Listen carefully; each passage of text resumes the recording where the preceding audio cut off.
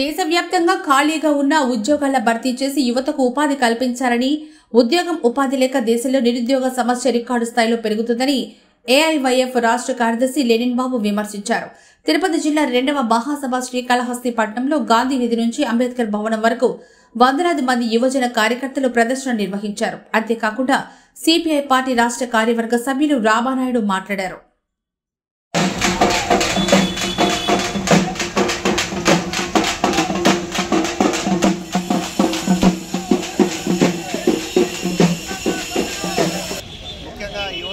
సమస్యలపైన చర్చించి ఫిబ్రవరి 6 నుంచి 8 వరకు శ్రీకాకుళం జరిగే 22వ రాష్ట్ర మహాసభలో రాష్ట్ర వ్యాప్తంగా యువజనులు ఉపాధి అవకాశాలపైన చర్చించి భవిష్యత్ ఉద్యమ కార్యక్రమం రూపొందిస్తున్నారు.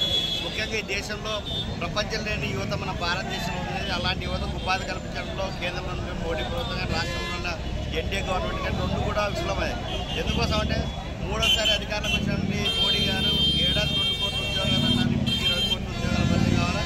కానీ ఈరోజు రికార్డు స్థాయిలో నిరుద్యోగం పెరుగుతుంది. ప్రభుత్వ రంగ సంస్థలని మూసివేస్తూ ఉన్నారు.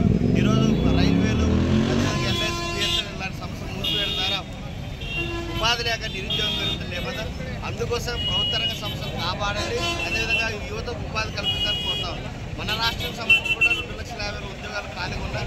ఈ రాష్ట్రంలో కొత్తగా ఒక్క పరిశ్రమ కూడా రావడం లేదు. ఉత్తరాంధ్ర కానీ రాయలసీమ జిల్లా కానీ అదేవిధంగా మన తిరుపతి జిల్లా తీసుకున్న శ్రీ సిటీలో అన్ని కంపెనీలు వస్తున్నా కానీ స్థానిక యువతకు ఉపాధి లేదు. కాబట్టి మేము కోరేది ఏమంటే ఈ పరిశ్రమల్లో 80% ఉద్యోగాలు స్థానికులు కల్పించడం ద్వారానే న్యాయం జరుగుతుంది. ఎందుకంటే ఈ ప్రాంతం నుంచి భూములు ఇచ్చి ఇక్కడ ప్రభుత్వం నుంచి రాయితీలు పొంది ఇక్కడ స్థానికులు ఉద్యోగాలు లేకపోతే ఏ విధంగా ఉపాధి కల్పించాలని ప్రశ్నిస్తా ఉన్నాం. అందుకోసమే రాజధాని ఇప్పుడు కూడా అమరావతిని ఫ్రీ జోన్ చేయాలని కోరుతా ఉన్నాం. ఎందుకంటే ఫ్రీ జోన్ చేయడం ద్వారా 26 జిల్లాలు అక్కడ ఉద్యోగాలు భర్తీ చేసే అవకాశం ఉంటుంది. అందరూ కూడా న్యాయం జరుగుతుంది. అందుకోసం ఫ్రీ జోన్ చేయడంతో పాటు ఖాళీగా ఉన్న ఉద్యోగాల భర్తీ కోసం ఈ రాష్ట్రంలో నిరుద్యోగ సమస్య పరిష్కారం కోసం ఉద్యోగాల ఉపాధి కల్పించలే పథకంలో నెలకి 15,000 రూపాయలు నిరుద్యోగ ఉద్యోగాలను కోరుతా ఉన్నాం. ఎందుకోసం అంటే ఈరోజు చదువులు చదువుకొని తల్లిదండ్రులపై ఈరోజు భారం మోపుతున్నారు. వాటి నిరుద్యోగ వృద్ధి నోటిఫికేషన్ కూడా రెగ్యులర్గా